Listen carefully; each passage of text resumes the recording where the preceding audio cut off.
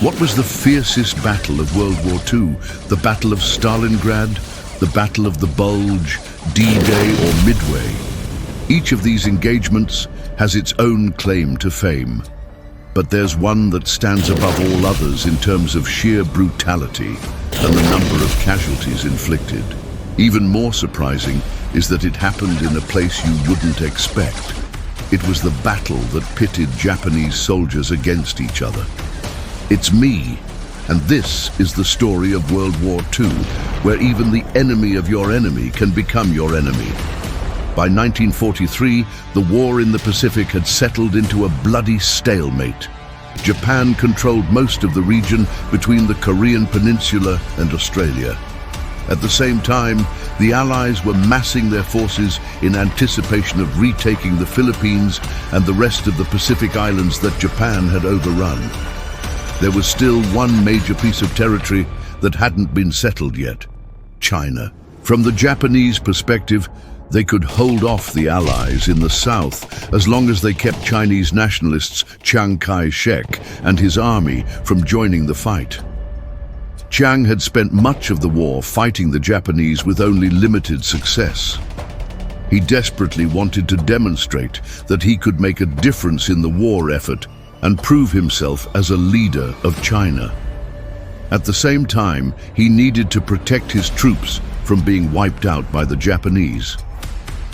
On April 15, 1943, Chiang gave his generals an order. He wanted them to launch a massive attack through the Burmese, Thai and Ledo fronts. This would draw Japanese troops away from the coast and force them to fight a two-front war. Chiang also hoped it would put him in a good position to take over Japanese-occupied eastern Myanmar and western Thailand. The attacks started on May and June 1943.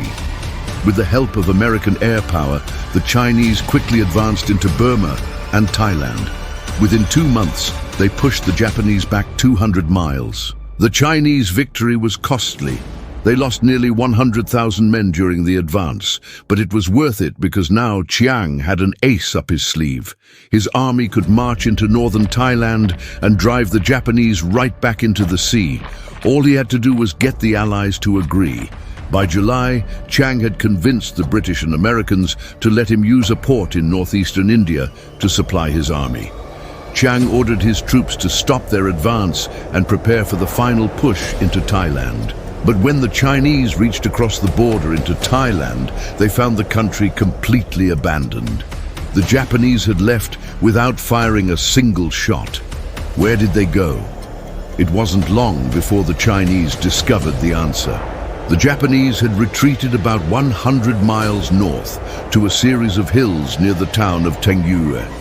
There they had built a series of fortifications that covered everything from supply dumps to artillery positions to command centers. In front of them was a mile-wide valley full of rice paddies and jungle. Behind them was the rest of Burma. Chiang decided to press his advantage and attack immediately. On August 18, 1943, the Chinese launched their attack with a 3-day artillery barrage.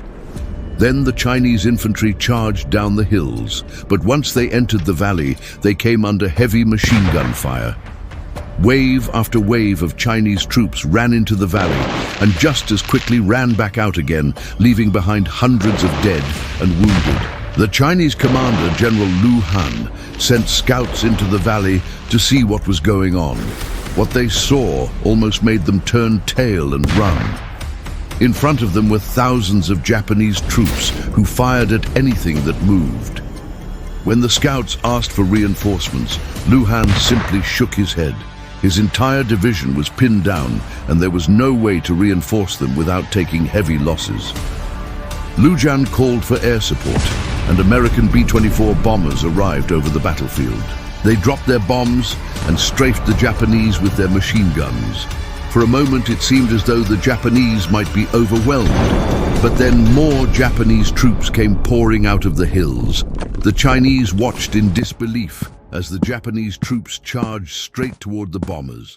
Those Japanese troops were part of the 51st Division, commanded by Lieutenant General Heikichi Hoshi. Hoshi's orders were simple: hold this position at all costs. On August 22nd, the Japanese headquarters ordered Hoshi to stop running and start fighting. It was time to turn the tide of the war in the West. The Japanese fought with every weapon they had: rifles, pistols, grenades, mortars, and even flamethrowers. One Japanese soldier recalled, "We killed several hundred of the enemy, but the enemy continued to come. I do not know how many planes came that day, but one after another, they strafed us and dropped bombs on us." As night fell, the Chinese attacked again. They took heavy losses, but managed to reach the Japanese lines. Small units broke into the trenches, and hand-to-hand fighting erupted. For 3 days, the Chinese and Japanese fought for every inch of the valley. When the Chinese finally captured one of the Japanese trenches, they found hundreds of dead bodies inside. Many of the dead were wearing 2 sets of identification tags, which meant they were Japanese POWs who had been forced to fight for the Imperial Army. Others had both Chinese and Japanese tags, meaning they had switched sides multiple times. On August, Chiang ordered his troops to stop the attack and dig in. The Chinese had taken heavy losses, but so had the Japanese. Hoshi's division had been reduced from 15,000 to 6,000 men. Of those, only 2,000 were fully combat effective. Though the Japanese had won the battle, they weren't in any position to launch a counterattack. So they did something unexpected. They surrendered. Over the next few weeks, the Japanese surrendered in small groups. The Chinese took 500 POWs and only 10 escaped. By the end of September, the fighting was over. The Chinese had completely defeated the Japanese in Western Burma, but it was a hollow victory. The real reason the Japanese fought so fiercely was because if they lost, they'd be executed. If they refused to fight, they'd be considered cowards, and Japanese soldiers were taught that death was preferable to surrender.